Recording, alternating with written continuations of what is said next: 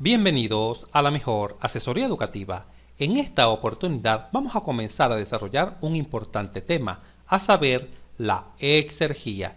En este video comenzaremos con la primera parte de esta interesante herramienta de la termodinámica. Pero ojo, atención, para poder comprender a cabalidad qué es la exergía y cómo calcularla, es fundamental recordar lo siguiente. La aplicación del balance de entropía.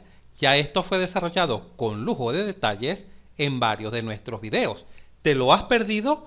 No te preocupes. Acá en la mejor asesoría educativa siempre te dejamos todo a la mano. Entra acá en la esquina superior derecha de la pantalla y repasa este importante balance en la aplicación de la resolución de distintos ejercicios.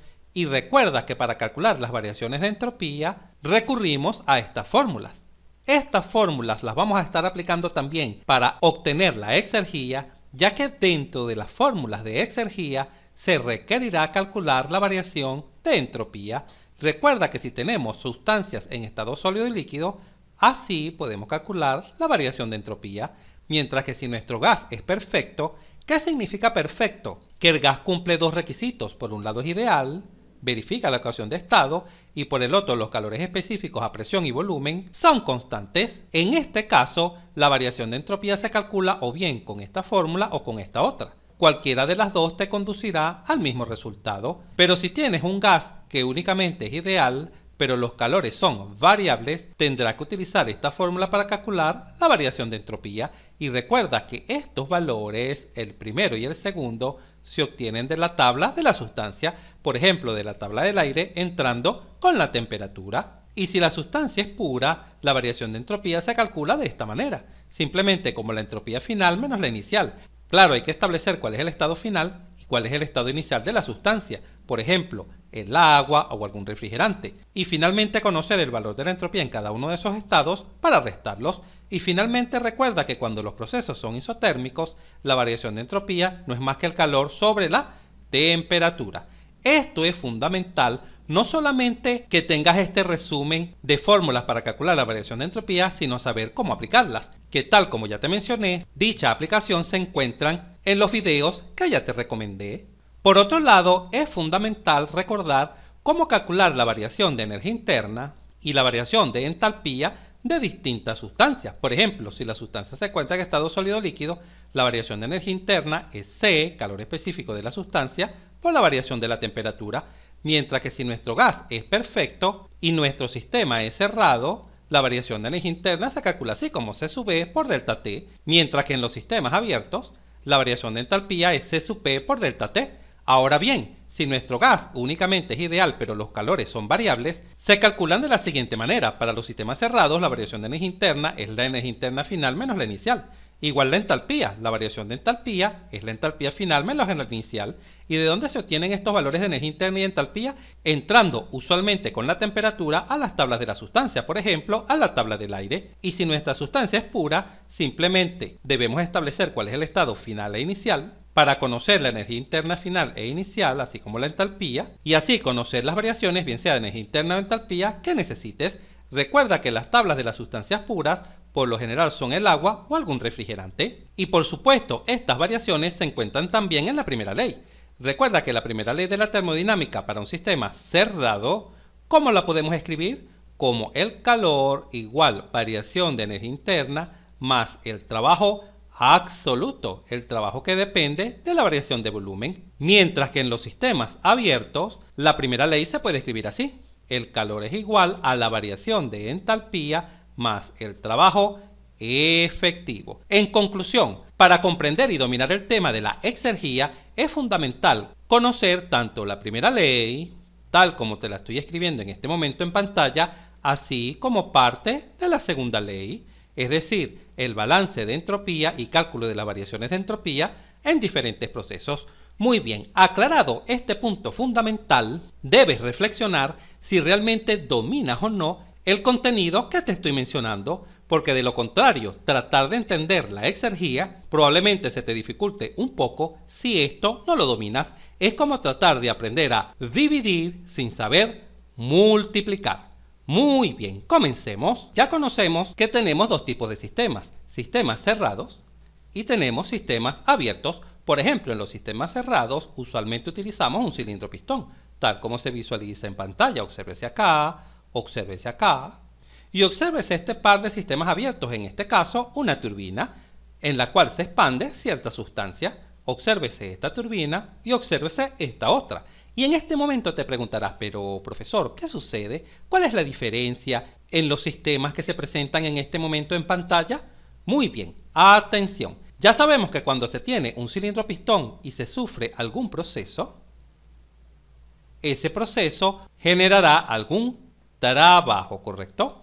Y dependiendo del tipo de proceso, se conoce el tipo de trabajo. Por ejemplo, si el proceso es reversible, el trabajo obtenido es reversible, ¿correcto? Recuerda que reversible es un proceso ideal, donde la fricción del pistón con las paredes se desprecia, así como las pérdidas de calor que puedan existir entre la sustancia y el ambiente. Pero si el proceso es irreversible, se obtendrá el trabajo irreversible. Recuerda que el trabajo irreversible es el trabajo real, ¿correcto? Mientras que el trabajo reversible es el trabajo ideal. También recuerda que las irreversibilidades son, por ejemplo, la fricción del pistón con las paredes, pérdidas de calor que puedan existir entre la sustancia y los alrededores, así como otras irreversibilidades donde, por supuesto, se pierde energía. Ahora bien, imaginemos que comenzamos en un cierto estado inicial y culminamos en cierto estado final. Pero ojo, hasta ahora, por lo general, el estado final era distinto a las condiciones ambientales. En este caso, las condiciones ambientales vienen dadas por temperatura T sub 0 y P sub 0. Pero ojo, esta temperatura es la temperatura ambiente y esta presión P sub 0 es la presión ambiente. Recuerda que la temperatura ambiente por lo general es de 25 grados centígrados, ¿correcto? T sub 0 es aproximadamente 25 grados centígrados. Y la presión ambiente por lo general es 101,3 kilopascal, que lo podemos aproximar a 100 kilopascal. Repito, por lo general el estado final cuando estudiábamos fenómenos termodinámicos tenía propiedades distintas a las propiedades del ambiente, es decir, la temperatura 2 por lo general era más alta que la temperatura del ambiente, igual la presión, el volumen, etc. Pero ¿qué sucede? Y atención que acá viene la definición de exergía. Pero ¿qué sucede si el estado final, obsérvese acá el estado final en esta figura, ¿qué sucede si el estado final de la sustancia coincide con las propiedades del ambiente? Y por supuesto se ha generado un proceso, que también puede ser reversible o irreversible. Pues cuando ese proceso, vamos a anotarlo acá, cuando ese proceso es reversible, es decir, ideal, no consideramos las irreversibilidades, el trabajo obtenido, el trabajo que vamos a llamarlo reversible, pero obtenido ¿en qué proceso? Cuando se tenía cierto estado inicial cualquiera, y se ha llegado al estado final que coincide con las condiciones ambientales, única y exclusivamente en este tipo de situaciones, el trabajo reversible obtenido toma por nombre exergía. Muy bien. De tal forma que si les pido me indiquen con precisión qué es la exergía, la respuesta es la siguiente. Es el trabajo obtenido en un proceso reversible dado desde un estado inicial cualquiera y, ojo, hasta un estado final que coincide con las condiciones ambientales. Eso es la exergía. Y por supuesto, este trabajo se dice que es el trabajo máximo posible. ¿Por qué? Porque se ha llegado al estado final que coincide con las condiciones ambientales. Y quizás en este momento te preguntes, pero profesor, ¿por qué el trabajo obtenido a través de este proceso reversible, cuando el estado final de la sustancia coincide con las condiciones ambientales, se llama exergía? Y la exergía la vamos a denotar con esta letra así, como especie de una X. Algunos libros también utilizan la letra A para denotar la exergía. Puedes utilizar cualquiera de ellas, no importa. Ojo, lo que sí es valioso es que comprendas que la exergía, repito, es el trabajo obtenido en un proceso reversible cuando el estado final de la sustancia coincide con las mismas propiedades del ambiente, es decir, la misma presión ambiente, temperatura ambiente, etc. Eso es la exergía. Muy bien, retomemos la idea. Profesor, ¿por qué este trabajo se llama máximo? ¿Y por qué este otro, este que está aquí, este trabajo reversible, vamos a destacarlo en verde ¿por qué este trabajo reversible no se llama máximo? La respuesta es la siguiente. Atención, porque el estado final, este que está acá, este estado final, es distinto a las condiciones ambientales. Y de hecho, por lo general, en los distintos procesos, lo que sucede es que las propiedades del estado final de una sustancia que, ojo, produce trabajo, por lo general, P2, por ejemplo, es mayor que la presión ambiente. Y la temperatura 2 es mayor que la temperatura ambiente, etc.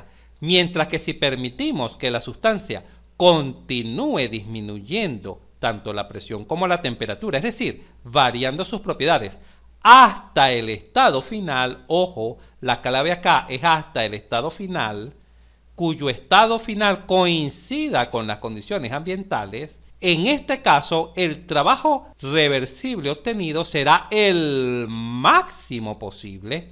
Genial. Ahora bien, ¿qué sucede con los sistemas abiertos donde entra y sale masa, como por ejemplo en una turbina? ¿Qué sucede? Hasta ahora hemos trabajado situaciones donde la sustancia entra con ciertas propiedades iniciales y sale con otras propiedades acá, ¿correcto? Que las llamamos el estado final. Estado inicial a la entrada, estado final a la salida. Y en una turbina, por lo general, esta temperatura es alta. Por ejemplo, 500 grados centígrados, por ejemplo. Y la presión también es alta. Por ejemplo, 1000 kilopascales en una turbina. Esta genera trabajo, vamos a colocarlo acá, este trabajo que genera el eje, un trabajo que lo vamos a llamar reversible, por supuesto, suponiendo que el proceso sufrido por la sustancia desde la entrada a la salida es reversible. ¿Y qué significa reversible? Que vamos a despreciar la fricción que existe entre la sustancia y los álabes que tiene el eje de la turbina. Recuerda que el eje de la turbina tiene acá ciertos álabes. Vamos a despreciar la fricción que existe entre la sustancia y estos álabes. La vamos a despreciar. Vamos a suponer que el proceso es perfecto, es ideal, es decir, es reversible. Y en una turbina, por lo general, se pasaba de valores altos a valores más bajos, como por ejemplo una temperatura 2 de 100 grados centígrados, por ejemplo, y una presión 2 de 300 kilopascal. Esto es únicamente un ejemplo. Ahora bien, ¿qué sucede si aplicamos la definición de exergía? ¿Qué nos dice la definición de exergía? Que si una sustancia cambia desde un estado inicial, este que está acá, que por supuesto es este mismo, el estado inicial, a través de un proceso, ojo, de un proceso reversible, se obtendrá un trabajo reversible, ¿correcto? Pero si la sustancia cambia de estado, o lo que es lo mismo, se expande en una turbina, de tal forma que el estado final de la sustancia, mira, acá en la salida, coincide con las condiciones ambientales, temperatura ambiente y presión ambiente, que tal como ya dijimos, por lo general la temperatura es 25 grados centígrados y la presión ambiente por lo general son 100 kilopascal. Si esto sucede, si el proceso es reversible y el estado final coincide con las condiciones ambientales, única y exclusivamente en esta situación, ese trabajo reversible obtenido se va a llamar exergía y lo vamos a denotar con esta letra. Se va a llamar exergía, de tal forma que hasta ahora ha quedado claro el concepto de exergía, ya que si vamos a trabajar con la exergía y no sabemos qué es, ya de entrada se complicaría luego entender el resto del contenido. Como por lo general la palabra exergía es nueva para ti, por lo general, cuando llega un momento en los ejercicios donde te confundas o no sepas qué estás haciendo, recuerda que la exergía no es más que trabajo, pero no cualquier trabajo, es el trabajo reversible obtenido de tal forma que el estado final de la sustancia coincida con las condiciones ambientales. Eso es exergía. Exergía es un trabajo, ¿correcto? Es el trabajo reversible máximo. ¿Y cuáles serán las unidades de exergía? las mismas unidades de trabajo. Recuerda que el trabajo viene, por ejemplo, en kilojoule o en kilojoule sobre kilogramos. Pues la exergía también vendrá en kilojoule. O de manera semejante, kilojoule sobre kilogramos. Excelente. Continuemos. En este momento necesito que pongas especial atención, ya que voy a escribir acá un par de palabras que la estaremos utilizando mucho en el tema de la exergía. La primera palabra es la palabra exergía, pero por supuesto ya sabemos que la exergía no es más que el trabajo reversible, ¿correcto? El trabajo obtenido en un proceso reversible siempre y cuando el estado final de la sustancia coincida con las propiedades del ambiente. Pero la otra palabra tiene que ver con lo siguiente. En la realidad, ¿qué sucede? En la realidad existen irreversibilidades, es decir, la fricción es inevitable. La pérdida de calor, por ejemplo, observa este cilindro pistón. A medida que el pistón se mueve, por ejemplo, hacia arriba, existirá fricción aquí.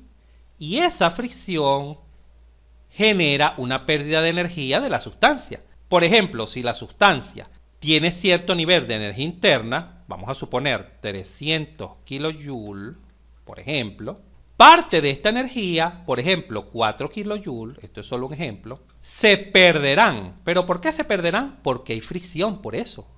Todos sabemos que cuando movemos un sólido sobre otro sólido, debemos vencer una fricción, ¿correcto? Y además, si existe cierta pérdida de calor hacia los alrededores, cierta pérdida de calor, también se estará perdiendo cierta parte de esa energía.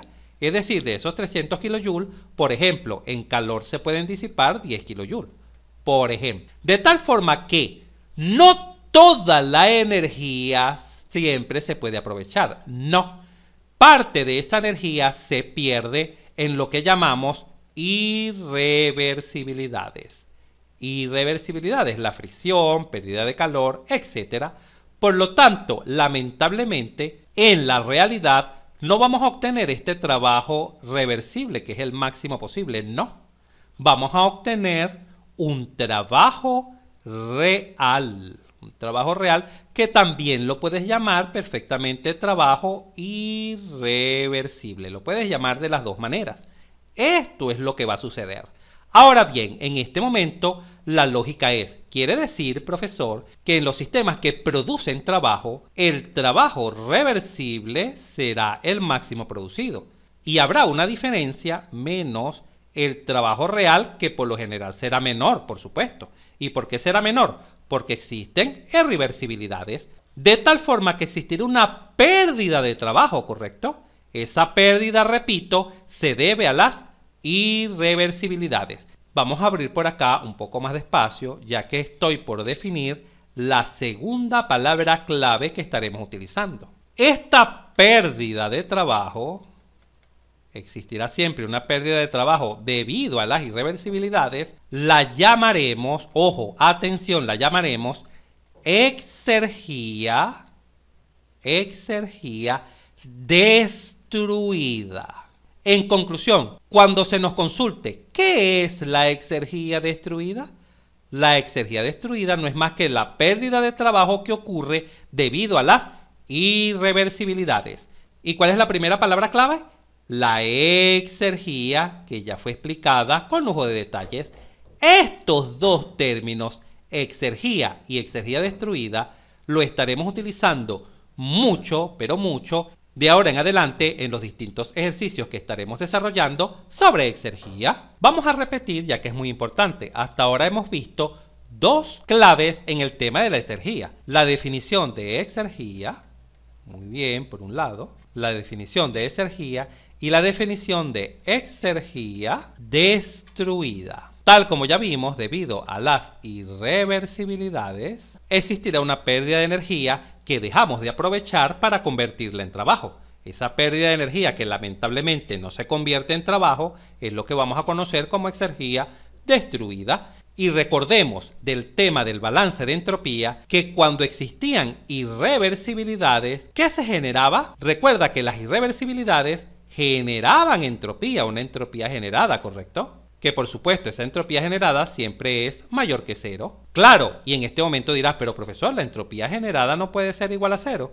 Por supuesto que sí. la entropía generada puede ser igual a cero, pero esta es igual a cero única y exclusivamente cuando el proceso es reversible, es decir, un proceso ideal, un proceso perfecto. Ahora bien, como las irreversibilidades generan entropía, es lógico pensar que la generación de entropía está directamente relacionada con la pérdida de trabajo. Y sí lo está. Observa lo siguiente. La exergía destruida, si nos solicitan calcular la exergía destruida, es decir, la energía que lamentablemente no se puede aprovechar en trabajo debido a las irreversibilidades, se puede calcular de la siguiente manera. Observa qué fácil y sencillo es. Como la temperatura ambiente T sub 0 multiplicado por la entropía generada. Este es el primer camino para obtener la exergía destruida de cualquier sistema, bien sea un sistema cerrado o un sistema abierto. Y ojo, atención, recuerda lo que te dije al inicio de este video. Debes repasar cómo obtener la entropía generada en distintas situaciones, ya que cuando vimos el tema de entropía, estábamos interesados en conocer la magnitud de la entropía generada. Ahora, en el tema de exergía, vamos a estar muy interesados en conocer la cantidad de trabajo que lamentablemente se pierde o que no podemos aprovechar debido a las irreversibilidades, ¿correcto? Ahora bien, atención, vamos a comenzar a cómo calcular en un sistema cerrado la exergía. Supongamos que tenemos acá este cilindro pistón, obsérvalo, con ciertas condiciones P1, T1 y B1, y se genera un proceso reversible de tal forma que el estado final coincide con el ambiente. ¿Cómo podemos conocer nosotros la exergía de esta sustancia? La podemos conocer, es decir, podemos conocer el trabajo que se obtiene de un proceso reversible de tal forma que el estado final de esta sustancia coincida con las propiedades del ambiente. ¿Podemos hacer ese cálculo? Sí, y el cálculo está acá, mira. Una sencilla fórmula. Para conocer la exergía de esta cantidad de sustancias, simplemente debemos restar la energía interna de la sustancia en el estado 1 menos la energía interna del ambiente más P sub 0, que es la presión ambiente, por la diferencia de volumen. Volumen de la sustancia en el estado 1 menos V sub 0 menos temperatura ambiente por la variación de entropía, entropía de la sustancia menos la entropía del ambiente. Y si se nos pide considerar energía cinética y potencial de un sistema cerrado, también lo debemos sumar. Pero no te preocupes, por lo general, estos dos tipos de energía son despreciables, se aproximan a cero por lo general. Ahora bien, imaginemos que tenemos el mismo cilindro pero con otras condiciones, míralas acá. Una sustancia que se encuentra a cierta presión 2, temperatura 2 y volumen 2.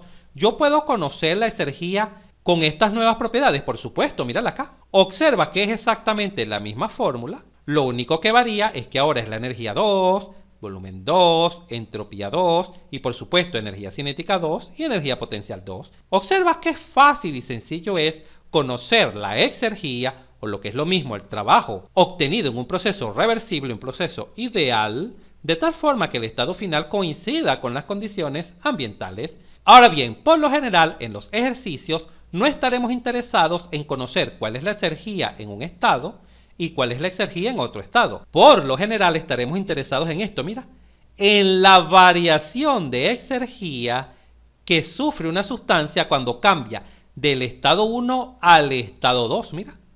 Vamos a suponer que se dio un proceso y la sustancia cambió desde el estado 1 hasta el estado 2 y te solicito, por favor, indíqueme cuál es la variación de exergía si una sustancia cambió de estado. ¿Cómo lo vas a hacer? Mira, simplemente vas a calcular la exergía del estado final menos la exergía del estado inicial, lo que se traduce en calcular la variación de energía interna, porque estamos en un sistema cerrado, más P sub 0 por la variación de volumen, menos T sub 0 por la variación de entropía, más variación de energía cinética si existe, pero por lo general se desprecia, más la variación de energía potencial si existe, pero por lo general en los sistemas cerrados se desprecia. Y ojo, observa que aparece lo que te recomendé al inicio del video. ¿Qué te recomendé al inicio del video? Que para calcular la exergía debes conocer el cálculo de la variación de energía interna en los sistemas cerrados, así como la variación de entropía en los sistemas cerrados.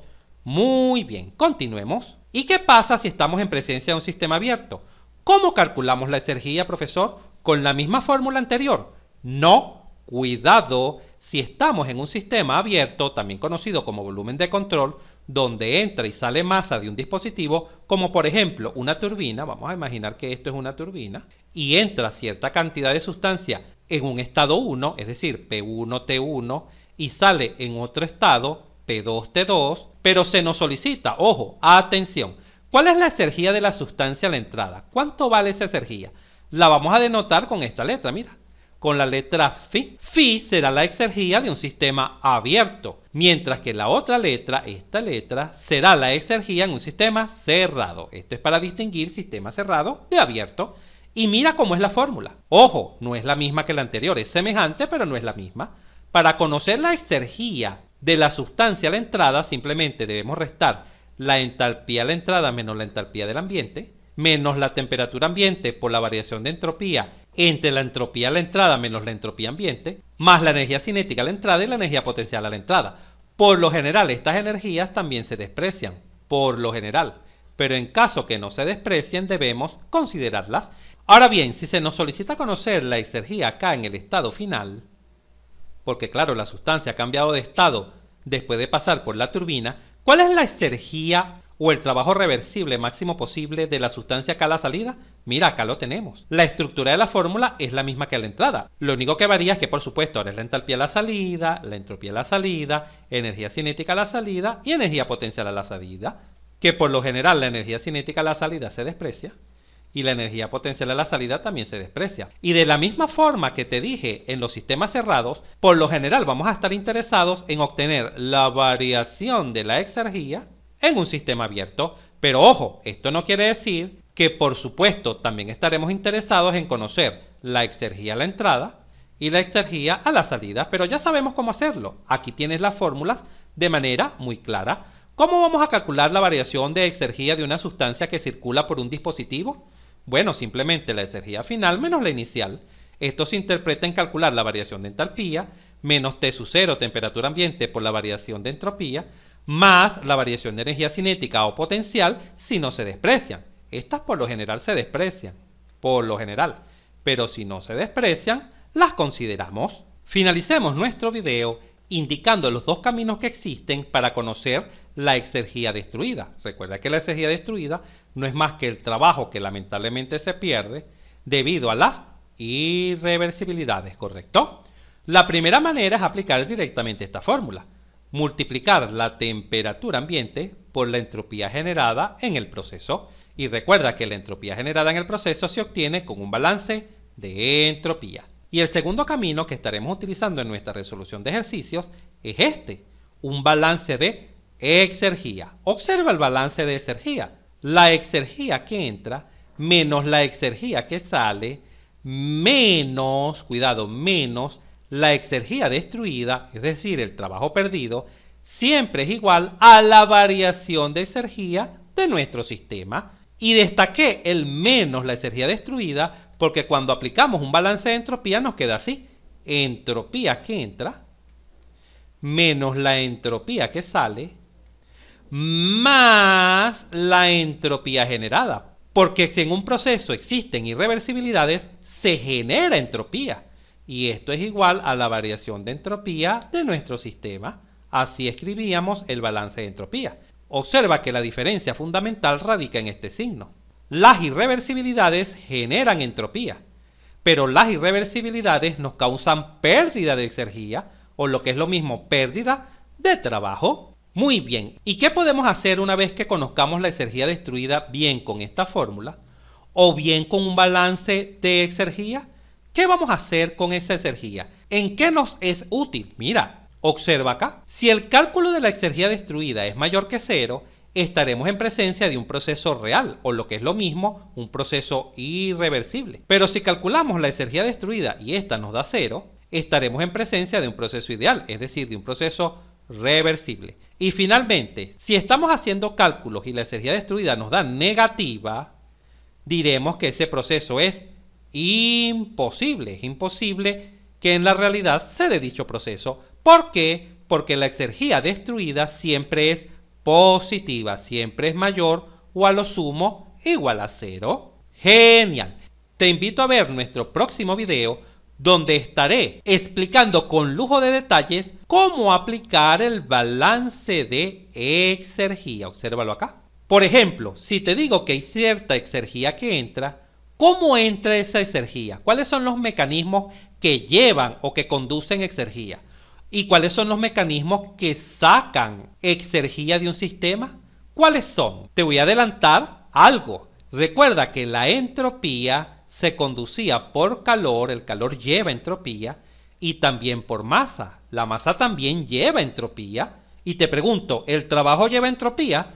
No, jamás. Nunca el trabajo conduce entropía. En cambio, en el próximo video veremos que la exergía puede ser llevada o transportada por calor y también por masa e inclusive también por trabajo. Estos son los tres mecanismos que llevan o trasladan exergía. Pueden hacer que entren o salga del sistema. Por supuesto, si el sistema es cerrado, no existirá intercambio de masa. Recuerda que en los sistemas cerrados no entra ni sale materia, únicamente entra y sale energía. Por lo tanto, en los sistemas cerrados, la única manera que la energía entre o salga de él será a través de calor o a través de trabajo. Es la única manera en los sistemas cerrados. En cambio, en los sistemas abiertos, además de entrar, por supuesto, calor y trabajo, también entra masa, ¿correcto? En los sistemas abiertos, entra y sale masa. Por lo tanto, en los sistemas abiertos estaremos considerando cómo la masa también lleva exergía. No te lo pierdas. Si este video te fue útil, suscríbete a nuestro canal, así nos ayudas a crecer. Si te gustó, dale un like, y si conoces a alguien, algún compañero, amigo o familiar que le pueda servir esta información, por favor compártela y continúa aprendiendo de forma rápida y fácil sobre este tema mirando este video para que veas cómo entenderás mucho más este punto